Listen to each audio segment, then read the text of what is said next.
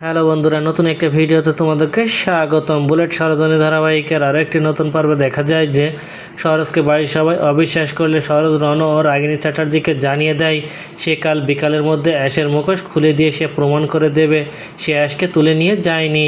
সরোজের মুখে এমন কথা শুনে কিছুটা হলে অনেক চিন্তায় পড়ে যায় অ্যাশ।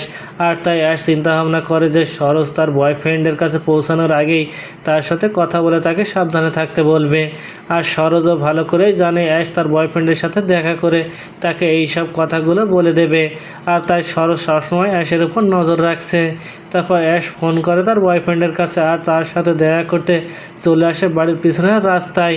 আর সরোজও অ্যাশকে ফলো করে তার পিছু পিছু আসে।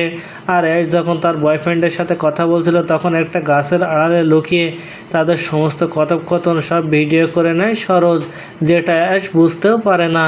তারপর বিকাল হয়ে আসলে সরোজ কোনো প্রমাণ দেখাতে পারেনি দেখে রাগিনী সরোজকে থাপ্পড় মারতে যাবে। আর তখন রাগিনীর হাত ধরে সকলের সামনে সেই ভিডিও দেখে দিলে সেটা দেখে চমকে ওঠে রণসহ সেখানকার সবাই।